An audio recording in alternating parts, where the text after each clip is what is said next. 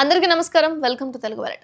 ప్రస్తుత రోజుల్లో కల్తీ చేయడానికి ప్రతి పదార్థాన్ని వాడుతున్నారు అండ్ దేన్ని కూడా వాడట్లేదు కల్తీ చేయడానికి. ఇందులో పాలలో చిక్కదనం కోసం పామాయిల్, ఉప్పు, మాల్టోడెక్సిన్ పౌడర్‌ను నీళ్లలో కలిపి తర్వాత ఆ మిశ్రమాన్ని పాలల్లో మిక్స్ చేస్తూ ప్రజల ప్రాణాలతో చెలగాటమాడుతున్నారు కంత్రిగల్లో. అనంతపురం జిల్లాలో వెలుగులోకి వచ్చిన ఈ ఘటన విస్తుపోయేలా చేస్తుంది అందరిని. ఏంటంటే కెమికల్స్ కలిసిన కల్తీ పాలను అనంతపురం పరిసర ప్రాంతాల్లోని డైరీలలో సైతం సరఫరా చేస్తున్నట్లుగా తెలిసిపోయింది. అండ్ అనంతపురం జిల్లా రాప్తాడు మండలం బండమీదపల్లి గ్రామంలో పక్కా సమాచారంతో రంగంలోకి దిగారు విజిలెన్స్ అధికారులు.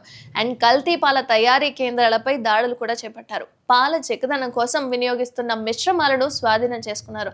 అసలు అందులో ఎలాంటి మిశ్రమాలు వాడుతున్నారు, అవి ఆరోగ్యానికి ఎటువంటి హాని కలిగిస్తాయి అన్న ఉద్దేశంతో. అండ్ కల్తీ పాల తయారీ కేంద్రాలను సీజ్ కూడా చేశారు. టెస్ట్ల నిమిత్తం కల్తీ పాలను ల్యాబ్కి కూడా పంపారు. అండ్ రిపోర్ట్ ఆధారంగా చర్యలు ఉంటాయని కూడా చెప్పారు. బట్ జిల్లా వ్యాప్తంగా ఇలా 100 మంది కల్తీగాళ్ళు ఇలా పాలను తయారు చేస్తున్నట్లుగా విజిలెన్స్ అధికారులు కూడా గుర్తించారు. అండ్ అన్నిటికంటే ముఖ్యంగా ఆశ్చర్యకరమైన విషయం ఏంటి అంటే అనంతపురం పట్టణంతో పాటు చుట్టుపక్కల ప్రజలందరూ తాగే పాలలో 80% కల్తీ పాలే తాగుతున్నట్లుగా తెలుస్తోంది. అండ్ దీన్ని కూడా విజిలెన్స్ అండ్ ఎన్ఫోర్స్మెంట్ అధికారులు నిర్ధారించిన సంగతి.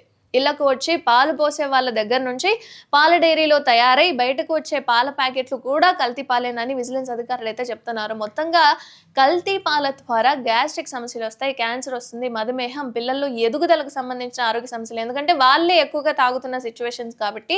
అండ్ ఇలాంటి జబ్బులు వచ్చే ప్రమాదం అయితే ఉంటుందంటున్నారు విజిలెన్స్ అధికారులు అండ్ నిపుణులు.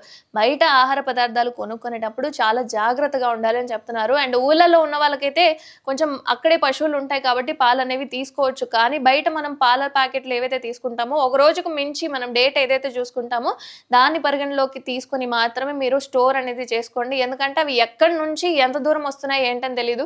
ఫ్రిడ్జ్ లో పెడుతున్నాం కదా, ఒక 10 రోజులు ఉంటాయిలే పాలు అని ఉంచుకున్నాము అంటే తర్వాత పాడైపోయేది మన ఆరోగ్యమే కాబట్టి కాస్త జాగ్రత్త వహించండి.